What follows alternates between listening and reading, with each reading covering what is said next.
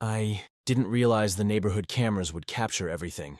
Her speeding, the impact, the way she stumbled out, pretending I was the one who caused the chaos. But when Karen slammed her SUV into the rear of my truck that morning, I knew instantly this wasn't just an oops, it was war. And she picked the wrong driveway to start it in.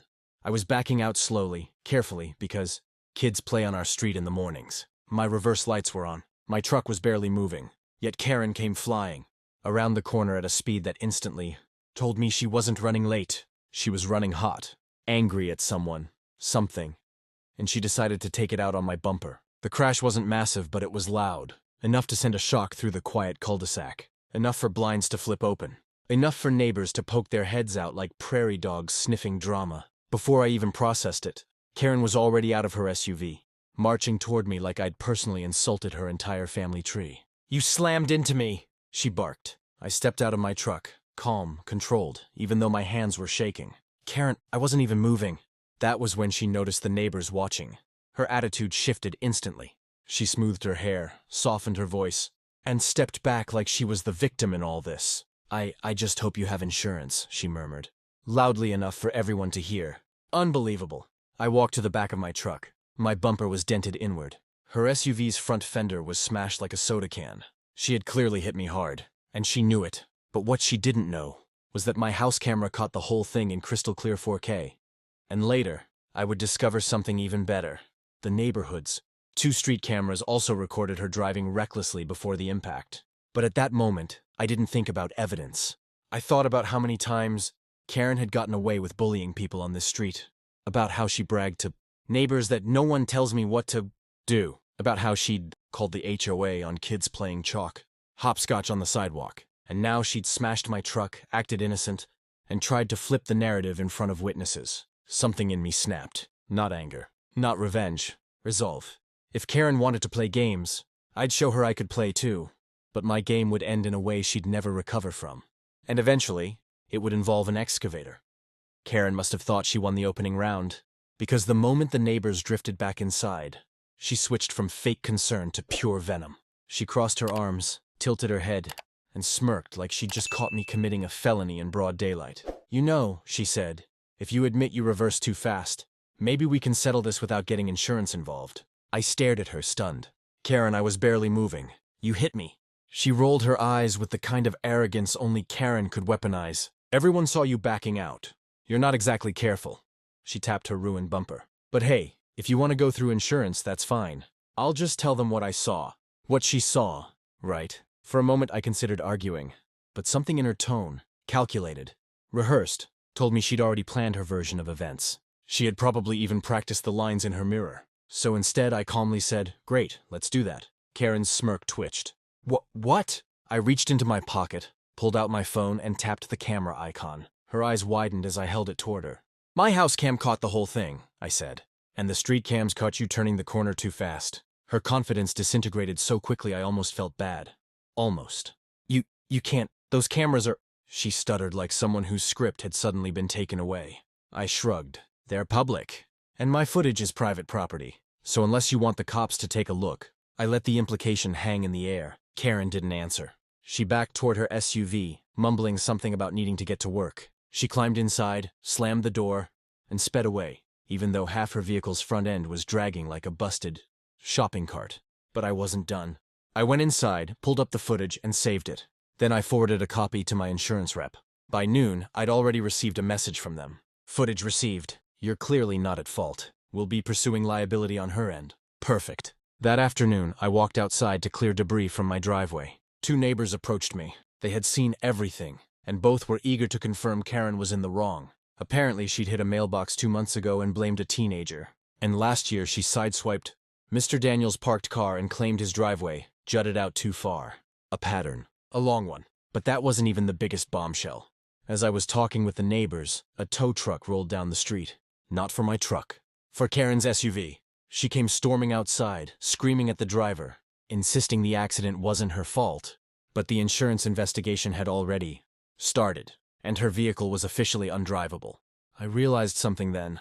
Karen wasn't just reckless. She was a professional victim, and she was about to meet someone who didn't play along. Karen disappeared into her house after the tow truck incident.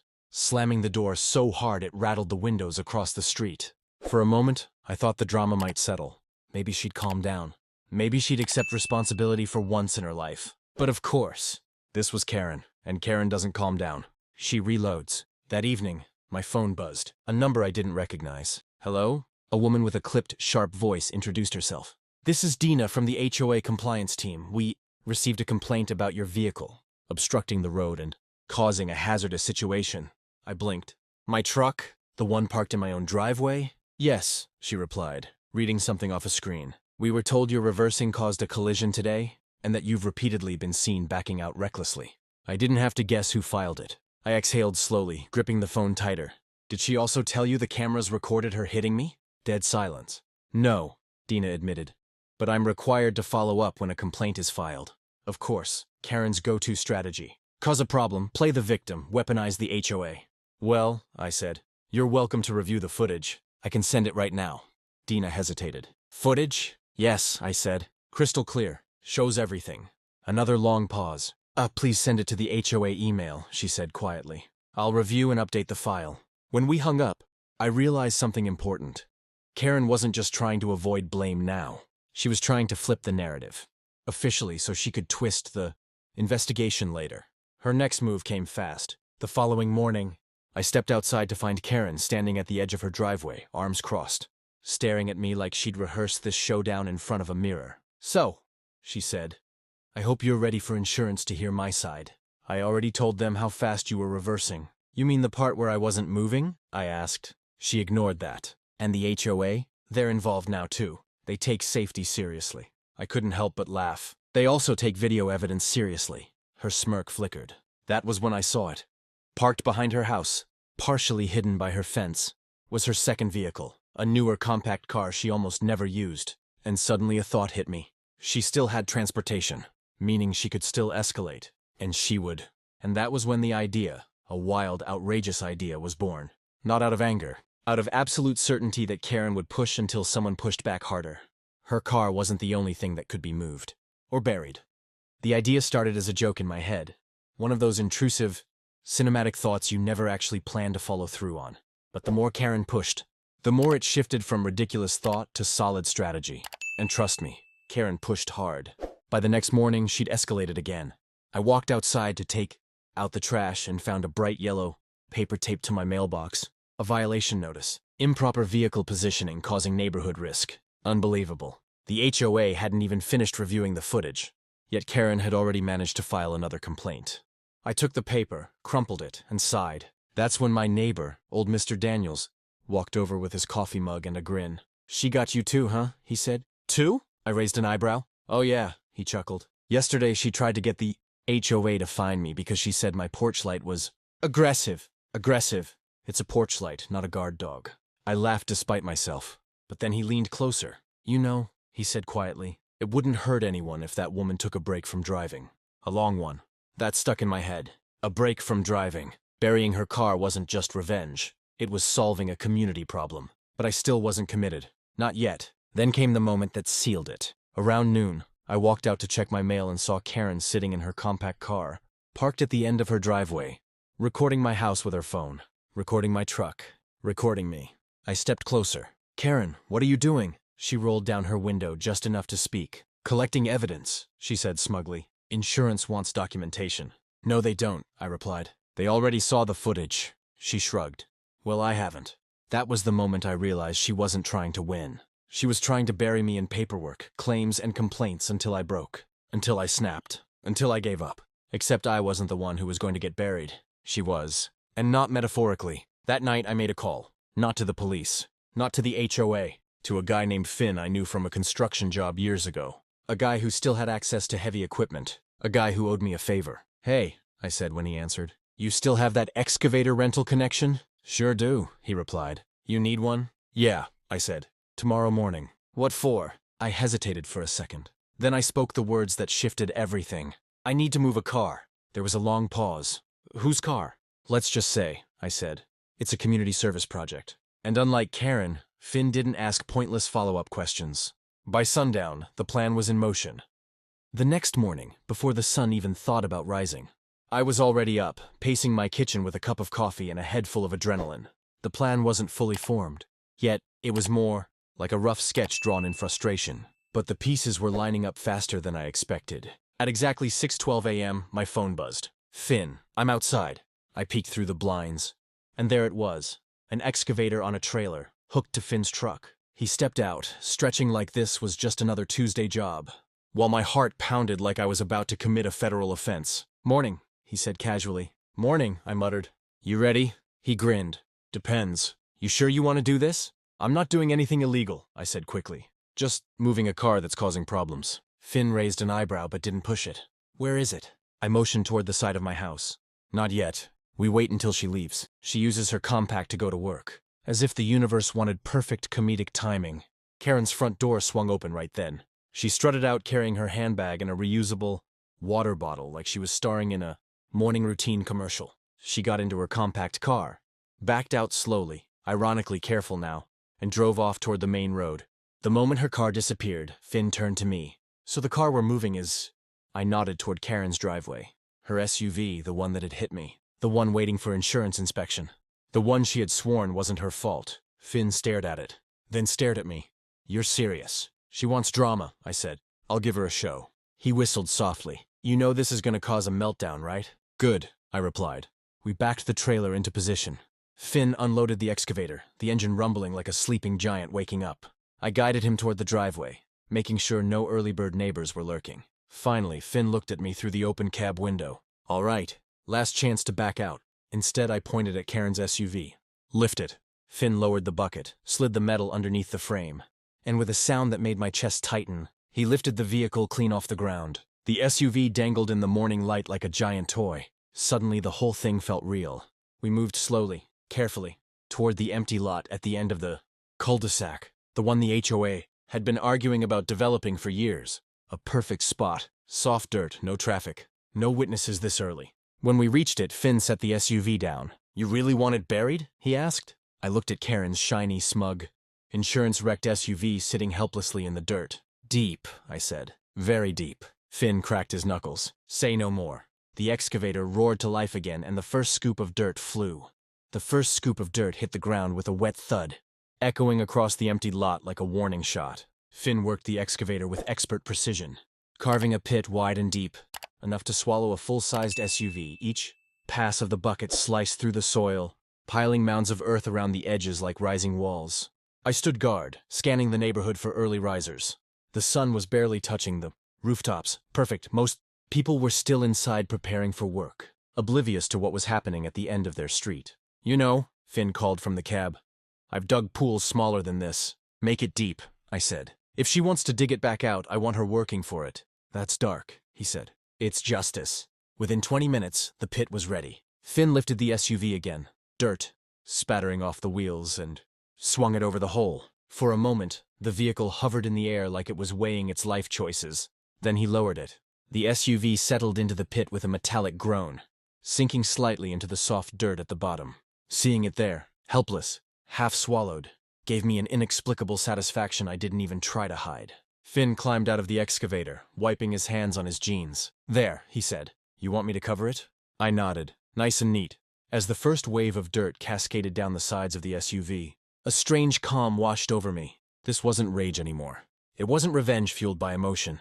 It was clarity. Karen had spent years pushing boundaries, tormenting neighbors, filing bogus HOA complaints, and playing the victim while causing chaos. This time, someone pushed back, but halfway through covering the SUV, Finn suddenly stopped. We've got company. My stomach dropped. I turned toward the end of the cul-de-sac and froze. Mrs. Green, the 70-year-old queen of gossip with binoculars for eyes, was walking her tiny dog right toward us, and she had already spotted the excavator. Oh God, I whispered. Relax, Finn said. She can't see the SUV from there. That was true. The pit's edges were still piled high with dirt. From her angle, it just looked like land clearing. Mrs. Green approached slowly, her suspicious gaze bouncing between me, Finn, and the roaring excavator. What are you boys doing out here so early? She asked. I forced a casual smile. HO project, I said. Just leveling the lot. She squinted. Since when does the HOA do anything before noon? Good question. I improvised, since they got a complaint about drainage. You know how it is. Her face softened instantly. She loved HOA gossip more than her own dog. Oh, well. Carry on then. She shuffled away, her dog trotting after her. I exhaled so hard I almost collapsed. Finn smirked. You owe me breakfast after this. After we finish burying it, I said, let's wrap this up. And with that, the excavator continued its work, sending the SUV further and further into its earthy grave. By the time the last layer of dirt smoothed over the pit, the lot looked untouched, just a wide, even patch of earth waiting for whatever imaginary drainage project the HOA would never actually start. Someone could walk across it without ever knowing a full-sized SUV was sleeping 6 feet beneath their shoes. Finn parked the excavator back on the trailer while I stood there, staring at the finished job. My heartbeat finally slowed to something human. Looks clean, Finn said, hopping down. Real clean. Too clean, I muttered. She's going to lose her mind. He laughed. Isn't that the point? Maybe, but the thing about Karen was, she didn't just get mad. She detonated. I needed to be ready for the blast radius. Finn slapped the side of the trailer. All right, I'm heading out before your HOA decides excavators count as aggressive landscaping. Thanks, I said. Really? Just remember, he added, pointing at me. I was never here. Who's Finn? I replied with a grin. He drove off, leaving me alone with my handiwork. I headed home, cleaned up, and waited. And right on schedule, the universe delivered. Karen returned around 4:20 p.m. I knew because I heard the squeal of her compact car's brakes before. I even peeked out the window. She stepped out, stretched, and walked toward her house, completely unaware that her SUV was gone. 3, 2, 1.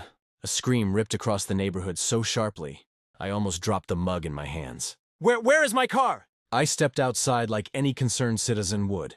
Karen was spinning in circles in her driveway, hands buried in her hair, pacing like she was trying to outrun the laws of physics. My car is gone! Someone stole my car! I walked over slowly. What's going on? She spun toward me, eyes wild. My SUV, it's gone! You did this! What? I said, putting on my best confused face. Why would I take your car? Because you're mad about the accident, she shrieked. You mean the accident where your insurance already claimed you were at fault? I said calmly. Her jaw dropped like she'd swallowed a cube of ice. That's not... But she couldn't finish the sentence, because patrol cars were already turning into the street. 2. Lights flashing. Someone, probably Karen herself, had called the police. Neighbors trickled outside. Drawn by the noise, Mrs. Green, Mr. Daniels, the Wilsons. Everyone watching the meltdown unfold like a free live entertainment event. An officer approached. Ma'am, you said your vehicle was stolen? Karen pointed straight at me. He did it! He took it! The officer turned to me. Sir, do you know anything about this? I held my hands up. No idea. I've been home all day. Karen's face contorted. He's lying! Check his cameras. Oh, Karen. Wrong move. I smiled politely. I'd be happy to show you the footage. She froze. The cops scribbled notes. The neighbors whispered. Karen trembled. And I realized the fun was just beginning. Karen paced in frantic circles as the officers began their routine questions, her hair frizzing with each panicked tug of her fingers. The more she talked, the more chaotic her story became. Shifting timelines, imaginary witnesses, and a level of dramatics so high, I half expected her to faint onto the hood of her compact car. Ma'am, one officer said gently, we just need clear details. When did you last see your vehicle? This morning, she snapped. It was right here! Parked exactly here! She pointed to an empty spot on her driveway as if the asphalt itself had stolen her SUV. And when did you notice it was missing? When I came home. She then jabbed a finger toward me. And he's been acting suspicious all week. The officer turned to me. Sir, would you be willing to show us your home footage, as you mentioned? Oh, absolutely, I said with a nod. I keep everything backed up. Karen's head whipped toward me. No, he edits things. He probably messed with the files. The officer gave her a long, patient stare. Ma'am, we haven't even seen them yet. I suppressed a smile. We walked toward my house, the officers following. Karen marching behind us like an angry chihuahua with too much caffeine. I pulled up the footage from the morning, specifically the hours when Finn and I were relocating landscaping issues, which of course I had already reviewed. The cameras faced my own driveway, front porch, and part of the street, but not the side area where the lot was. Perfectly normal, perfectly innocent. I clicked play. The footage showed exactly what I wanted. Me leaving the house at 6 a.m., me drinking coffee on the porch, me occasionally checking my mailbox. Nothing else. Karen watched with her mouth hanging open. That's not everything! She yelled. Well, I said, my cameras don't cover your property. That would violate privacy laws. One officer nodded. He's right, Karen sputtered. But he did something. The officer sighed. Ma'am, at this moment we have no evidence of foul play. Vehicles get towed, repossessed, or moved by insurance companies all the time. Her face went pale, then red, then pale again. Insurance, she whispered. The officer flipped through his notes. You mentioned your insurance declared it undrivable, correct? Yes, but... And they said they'd be taking further action, correct? Well, yes, but...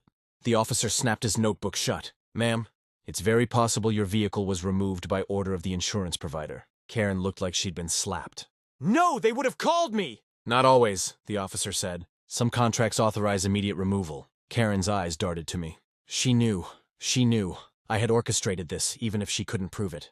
And that made her even more dangerous. The officers wrapped up, leaving Karen shaking in her driveway like a soda can seconds before exploding. When they left, she marched straight toward me. You think you've won, she hissed. I leaned against my truck. Karen, I didn't do anything. Her eyes narrowed into slits. Then I'll find out who did. Ah, there it was. My favorite part? Karen entering detective mode with zero detective skills, which meant her next move would be spectacular. Karen's version of detective mode began exactly how you'd expect, with chaos. Loud, messy public chaos. By the next morning, our quiet neighborhood had transformed into Karen's personal investigation headquarters. She stormed from house to house, pounding on doors like she was conducting FBI raids. I was drinking coffee on my porch when she marched up to the Wilsons' house and started interrogating Mr. Wilson about suspicious excavator noises. The man looked so confused he kept glancing at his lawnmower like maybe it had snitched on him. Then she moved to Mrs. Green. Oh no, Mrs. Green lived for gossip. The moment Karen started talking, I could practically see her soul levitate with joy. They spoke for 12 minutes, during which Mrs. Green's facial expressions cycled through fascination, horror, excitement, disappointment, and confusion. Whatever Karen told her, it clearly wasn't helping her case. Then came the funniest part. Karen pulled out a notebook. A notebook. She began scribbling like she was solving a murder, stopping occasionally to look around suspiciously, tapping her pen against her chin like a detective on a crime show. I almost choked on my coffee. Around noon, she finally walked over to my porch. She stood at the foot of my steps, arms folded. I know you did it. I put my mug down slowly. Did what? She took a dramatic breath. Took my car. Karen, I said gently. Your insurance company probably moved it. The officers explained that. She scoffed so hard it sounded like a tire deflating. You expect me to believe that? You're the only one on this street who had a motive. Motive? I asked. You hit my truck. She shook her head violently. I filed a complaint because your reversing was dangerous. You retaliated by stealing my property. I stared at her. With what, magic? Teleportation? I heard an excavator, she snapped. Then, realizing she'd said too much, she clamped her mouth shut, but the damage was done. I raised an eyebrow. Excavator? She stumbled over her words. I mean, someone heard one. A neighbor, maybe, around somewhere. Karen, I said, if someone used an excavator to take your car, wouldn't there be tracks? Noise, witnesses, damage? She froze, because she knew I was right. The lot where the SUV was buried looked untouched. Finn had smoothed the dirt perfectly. There wasn't a single sign anything had been disturbed. Maybe they hid it, she said, pointing wildly at the empty lot. Right there! Right there. Perfect. Karen, I said softly. That lot hasn't been touched in months. That's what someone who did touch it would say. I covered my mouth to hide a laugh. Look, if you think your car is under that dirt, go ahead and dig. I won't stop you. She stared at the lot, then at me, then at the lot again. A long pause. Then she did it. She grabbed her phone, stomped toward the lot, and began recording herself going live. Live. On social media. Oh no, I whispered, unable to stop smiling. Karen announced to her followers, of which she had maybe 8, that she was conducting a criminal investigation, and that the truth would be uncovered. And she started digging, with her bare hands. This was better than anything I could have planned. Karen crouched at the edge of the dirt lot, fists full of soil, glaring like the world had personally wronged her. The neighbors, drawn by the live stream, notifications, began to peek over fences and out windows. Mrs. Green, of course, was front and center with binoculars in hand, whispering updates to anyone within earshot. Oh my, she's really digging, Mrs. Green hissed. Do you think she'll find it? I leaned against my truck, pretending to sip coffee, while secretly enjoying every second of her meltdown. Karen was doing all the work, broadcasting herself as the hero of her own story, and the absurdity was delicious. Hours passed. Her hands were red and scratched, her knees dirt-stained, and she was shouting increasingly desperate accusations into the phone camera. "This is a criminal act. They buried my car! Look at this injustice!" she screamed. One neighbor, a teenager, snickered so loudly I almost had to hide behind a tree. Another Mr. Daniels leaned on his cane, shaking his head. "She'll be sore in the morning," he muttered. Karen didn't stop. She dug with wild determination, creating a series of shallow trenches and piles of displaced earth. Her SUV wasn't visible. Of course it wasn't, but she didn't notice that yet. She was completely wrapped up in the narrative she was creating. A live-action saga of justice denied. At one point, she paused, panting, holding a clump of dirt like a trophy. "See? I'll find it!" "They can't hide the truth." I shook my head, smiling. "You're really committed." Her eyes snapped to me. "What did you say?" "Nothing," I said innocently. "Just helping keep the neighbors entertained." She glared, then turned back to her excavation, muttering under her breath about conspiracy theories, secret cameras, and my evil plan. By mid-afternoon, the pile of dirt she'd removed had grown into a mini mountain. Her back was stiff, her fingernails caked with soil, and yet she refused to quit. Each handful of earth tossed aside felt like a victory in her mind. She was determined to reclaim what she believed was hers. Meanwhile, the neighbors whispered, filmed, and even cheered quietly at her efforts. What they didn't know was that the SUV lay buried safely beneath all that dirt, perfectly concealed. Finn's expert work ensured no edge, no tire, no hint of metal peeked above ground. Karen's self-imposed labor would reveal nothing but soil. At one point, she looked directly into the camera, a smear of dirt across her cheek, and yelled, "I will find the truth! This is unacceptable!" Truth, of course, was buried 6 feet below her hands. By the end of the day, Karen had exhausted herself digging small craters and furrows, none of which reached the SUV.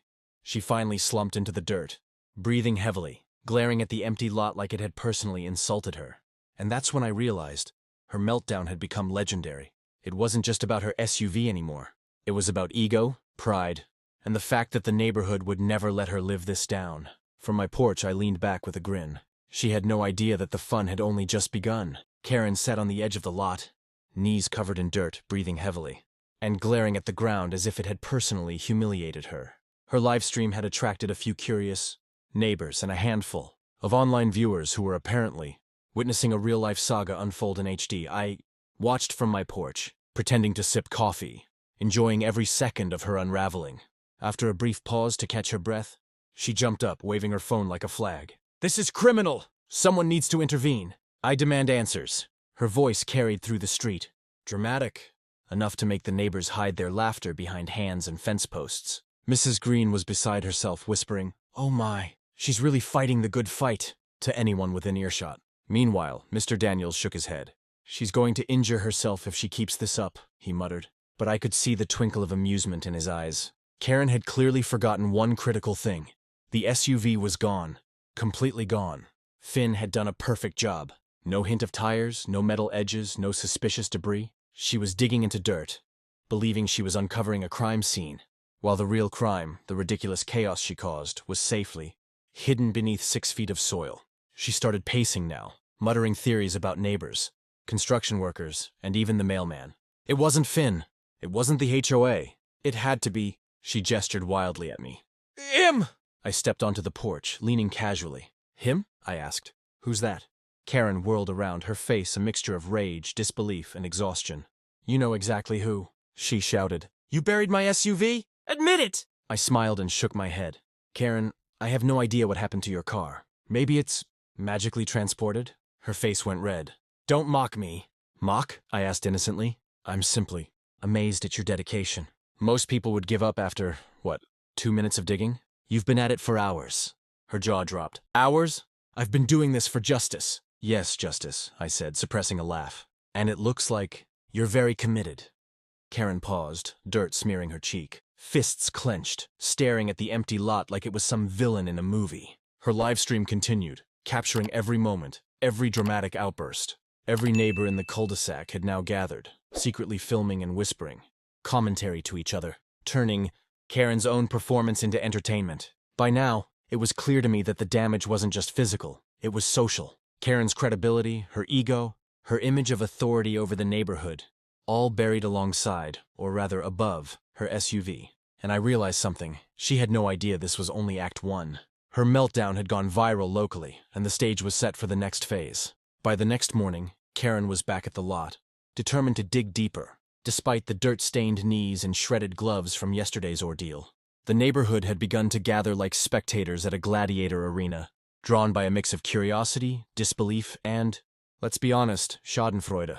I watched from my porch, coffee in hand, noticing how she now carried a small shovel she had borrowed from some unsuspecting neighbor. She marched back and forth, muttering loudly about criminal activity, insurance fraud, and how the authorities had obviously been bribed to cover up her SUV's disappearance. Today, she declared to her phone camera, I will uncover the truth. Nothing will stop me. Mrs. Green peeked over her fence, binoculars glued to her eyes. Oh, she's really serious today, she whispered to anyone who would listen. The truth, of course, was already 6 feet underground. Finn's work was flawless. The SUV lay hidden beneath layers of earth, smooth as a freshly paved driveway. Not a single trace betrayed its presence. Karen's shovel dug shallow craters and furrows, her frantic energy creating nothing but loose soil. Neighbors couldn't contain their amusement. A few teens whispered commentary, capturing clips on their phones. Even Mr. Daniels leaned on his cane, shaking his head but smiling, muttering, She's really going all in. Karen was oblivious to all this. She bent down again, hands gripping the handle of her borrowed shovel, and started hacking at the dirt. Every scoop she threw behind her seemed to fuel her sense of righteous indignation. Someone is hiding it! They can't just take my SUV, she shouted. A teen in the crowd whispered, barely containing laughter. They already buried it, Karen. It's gone. Karen turned her glare toward them like they had personally offended her. You don't understand. This is criminal behavior. I will expose it. By now, sweat dripped down her forehead, smudging the streaks of dirt across her face. Her stamina was impressive. She was determined, relentless, and utterly unaware that the object of her obsession wasn't even in the soil she tore through. I leaned back against my truck and called out casually, Need a hand? Karen froze. No! I am perfectly capable of handling this injustice myself. I smiled, sipping my coffee. Her indignation, determination, and ego had combined to create the perfect storm. She was so consumed with uncovering her SUV that she didn't notice the neighborhood watching, filming, and quietly laughing. And that was when it hit me. The social humiliation had become just as satisfying as the physical outcome. The SUV's disappearance had been the setup, but Karen's live-streamed meltdown was the main event. The longer she dug, the deeper her frustration grew, and the more the neighborhood secretly cheered. This was about to escalate, and I knew that Karen's next move would be unpredictable. By mid-afternoon, Karen's excavation campaign had evolved into full-on performance art. Dirt was smeared everywhere, her clothes torn, and her hair sticking out in wild, chaotic strands. She had begun narrating her every move into the phone camera, giving each shovel full of soil a dramatic backstory. This is injustice! This is corruption, she yelled, voice cracking. I will find the truth and hold them accountable. Neighbors leaned over fences, whispering, filming secretly on their phones, and trying not to laugh out loud. Mrs. Green, ever the neighborhood paparazzi, had even recruited her cat to watch the scene from a safe vantage point. Meanwhile, I stood back, quietly enjoying my role as the invisible puppeteer. Finn had left hours ago, leaving the SUV perfectly buried and untouched. Every frustrated grunt, every exasperated yell, and every futile scoop of dirt was entirely Karen's own doing. She suddenly stopped, wiping sweat and grime from her forehead. They think they can hide it. They think they can humiliate me. But I will uncover the truth. She gestured wildly, sending a small avalanche of loose dirt tumbling down the sides of her shallow craters. At that moment, I noticed something beautiful. Her stamina was finally waning. Her shovel swung less efficiently. Her breaths came faster. Her determination was still there, but fatigue was starting to set in. Maybe she'll give up soon, I muttered, trying to stifle a laugh. No such luck. Karen was relentless. She resumed digging with renewed vigor, muttering conspiracies to her followers on the live stream. They can't hide this from me. Someone knows something. At one point, she paused, crouched low, and glared at a tree. I bet that tree knows something, she shouted. Neighbors could hardly contain themselves. One teen whispered, She's literally interrogating a tree now. Karen was so wrapped up in her fantasy of conspiracy that she didn't notice the world around her. Not the gathering crowd, not the cameras rolling, not the fact that her SUV was long gone, lying undisturbed beneath 6 feet of dirt. Her energy, though impressive, was clearly dwindling. Dirt caked her hands, her shoes were soaked with mud, and her face glistened with a mixture of sweat and stubborn outrage. I leaned back, taking a slow sip of coffee. Every movement she made, every dramatic exclamation, was like watching someone in a one-person epic tragedy, written by her own ego. And then it hit me.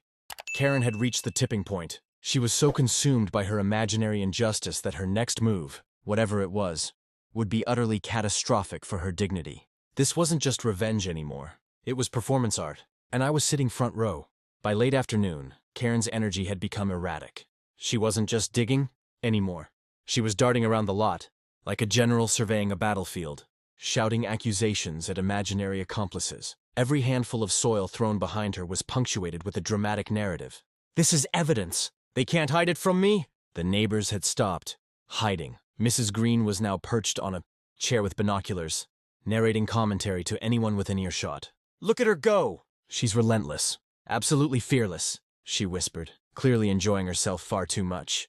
Mr. Daniels shuffled closer, cane in hand, shaking his head but secretly amused. "She's like a hurricane in a garden," he muttered. "And all that fury over a car that isn't even here." Karen, oblivious, paused to catch her breath and glared at the lot. No, this cannot be. Someone knows. Someone is hiding it, and they will pay." Her live stream continued to roll, viewers commenting in disbelief. Is she serious? She's digging for hours. This is the content we didn't know we needed. I stood on my porch, quietly savoring the moment. Finn's handiwork lay undisturbed beneath layers of soil, perfectly hidden. Karen's own determination and ego was fueling the illusion that she was uncovering some grand conspiracy. She suddenly picked up a small rock, waved it in the air, and yelled, "This proves they're hiding things. They left clues. I will find the truth." A neighbor kid whispered, barely suppressing laughter. "She's arguing with rocks now." Karen ignored them and continued her fruitless excavation, digging deeper trenches, tossing dirt with increasing frustration. Her energy was starting to wane, but she refused to stop. Every movement was theater. Every shout, a dramatic flourish. Then disaster or opportunity struck. She lost her balance on a small mound, sliding halfway down into a shallow crater she had dug. Dirt flew everywhere. Her gloves ripped. Her hat went flying. And she screamed, not from pain, not from fear, but from outrage. "I will not be silenced!" she bellowed, standing again, wiping dirt from her face. "This ends today." I hid a grin behind my coffee mug. This was exactly what I wanted, peak Karen Meltdown. She was fully invested in her own narrative, totally oblivious to the real story. The SUV lay buried perfectly beneath her feet, untouched. By the time the sun began to lower, her efforts had created more entertainment than destruction. The neighborhood gathered, filming and whispering. Even Mrs. Green's binoculars had fogged up from excitement. Karen, however, didn't notice any of it. Her focus was single-minded. Uncover her stolen property and reclaim her honor. The stage was set for the next act. And I knew the climax, when Karen finally discovered the truth, would be legendary. By sunset, Karen's energy had become a chaotic mix of stubborn determination and pure frustration. Dirt smudged her face, her clothes were streaked with mud, and her gloves were shredded. But she refused to stop. Every handful of soil thrown back into the pile was accompanied by a dramatic proclamation. "I will expose this injustice. No one hides from me!" she yelled into her phone camera, which continued streaming live to an audience now numbering in the dozens. Comments poured in. "She's insane. Epic Karen Meltdown. Someone call OSHA." Mrs. Green, perched on her folding chair across the street, was narrating every move to a captivated audience of neighbors. "She's fearless. Absolutely fearless. Look at the determination. She will uncover the truth," she whispered, visibly giddy. Mr. Daniels leaned on his cane, muttering under his breath. "She's exhausting just to watch." But the small smirk tugging at the corners of his mouth betrayed his amusement. Karen, oblivious to the attention, had begun pacing in circles around the lot, shouting theories at random shrubs, stones, and even the occasional fence post. "Someone is conspiring. They left clues." "I know it." The absurdity was staggering. She was so completely invested in the fantasy that her SUV lay 6 feet beneath, the soil she had been obsessively digging through all day. Finn's expert work had ensured not a single tire, bumper, or metal edge was visible. She bent down again, scraping a trench with her small shovel, muttering, "This is criminal. Someone must answer for this." I leaned on my truck, sipping my coffee, appreciating the theatrical display of ego and obsession. Each grunt, each shout, each dramatic gesture only reinforced the brilliance of the plan. The SUV was safe, hidden, and Karen's meltdown was being broadcast to anyone with an internet connection. After a few more minutes of digging, Karen paused, breathing heavily, Her eyes darted around the lot like she was searching for invisible accomplices. "This cannot stand. I demand justice!" she yelled. At that moment, I realized something. The SUV was not just buried beneath dirt, it was buried beneath the weight of her own hubris. Every futile scoop of soil, every strained movement, every dramatic shout had cemented the reality. She had dug herself into a narrative she couldn't escape. She raised her phone, recording herself one last time as the sky turned shades of orange and pink. "The truth will be revealed! They cannot hide from me." And with that, she continued digging, completely unaware that the climax was already beneath her feet, hidden in plain sight, waiting for the final moment to reveal itself. The neighborhood had front-row seats to the unraveling of a legend, and Karen had no idea that the story's next chapter would surpass even her wildest expectations. Nightfall came slowly, casting long shadows across the lot where Karen's futile excavation continued. She was exhausted, but her pride refused to let her stop. Her live stream still ran, though the audience had dwindled.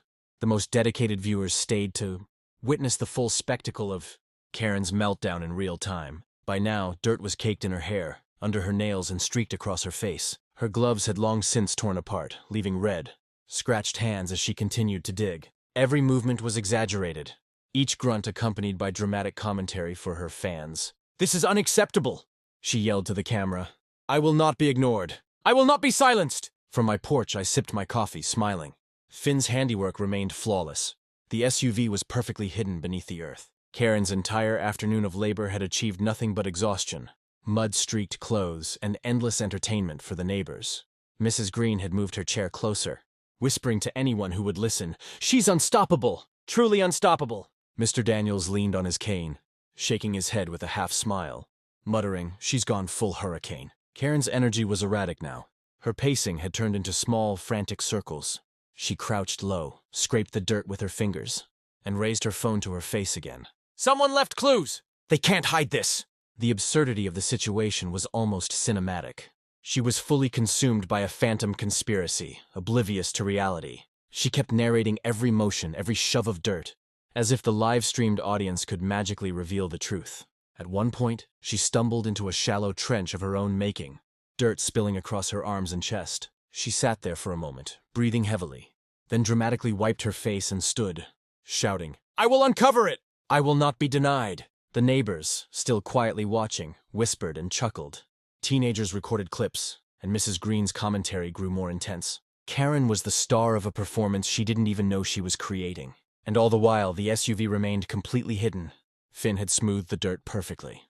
Not a tire, bumper, or roofline peeked above the surface. Karen's relentless digging was accomplishing nothing, except proving her own obsession and stubbornness. By the time the moon rose over the cul-de-sac, her pace slowed slightly. Breathing ragged, hands trembling, she still refused to acknowledge the futility of her mission. I realized then, this was the moment that defined everything. Her determination, her ego, her pride, they had all conspired to create a legendary meltdown that would be talked about for weeks. And the final act, when she would finally face the truth, was about to arrive. By the following morning, Karen had returned, undeterred, fueled by adrenaline, and convinced that the previous day's efforts were only the beginning of her crusade.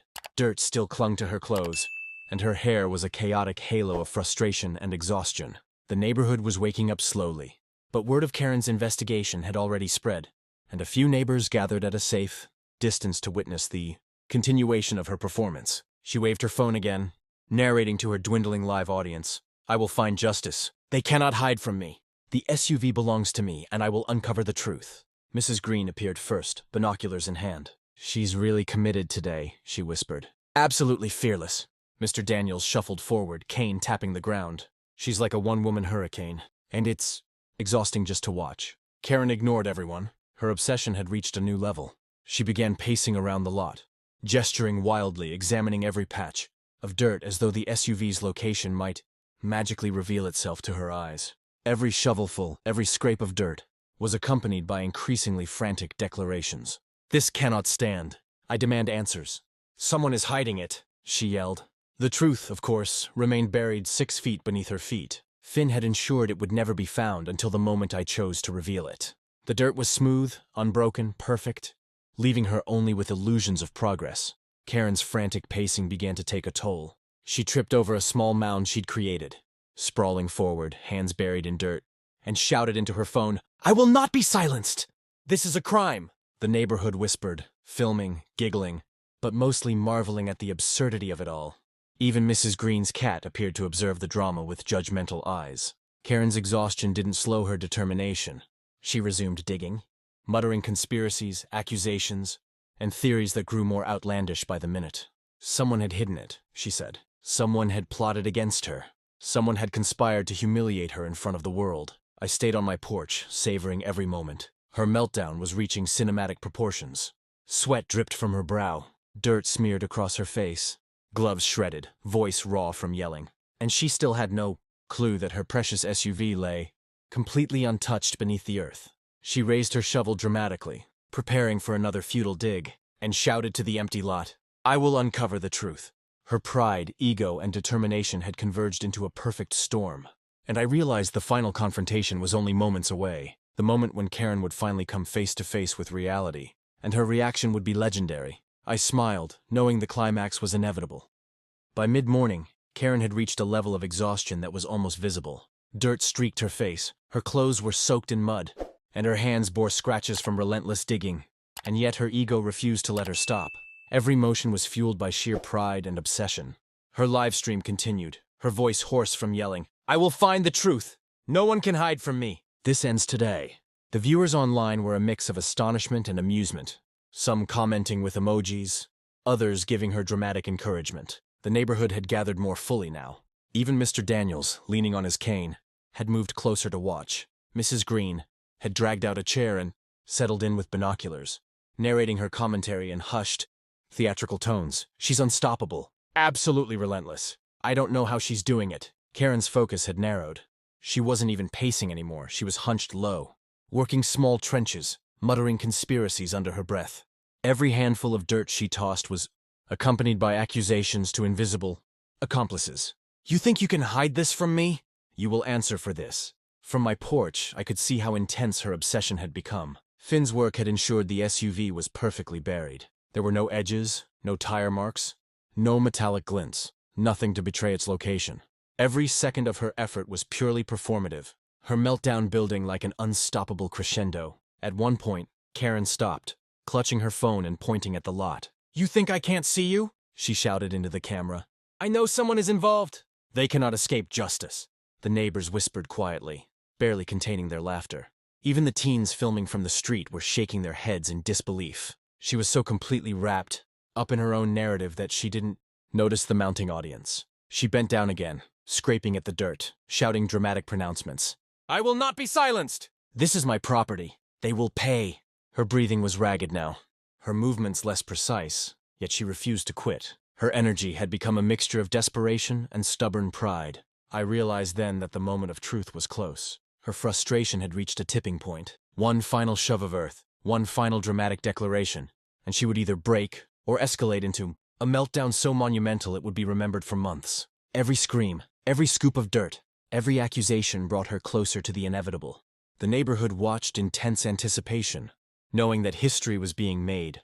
Karen's pride versus the buried truth. And I knew, without a doubt, the climax was about to arrive. By late morning, Karen's exhaustion had turned into raw desperation. Sweat streaked her dirt-caked face.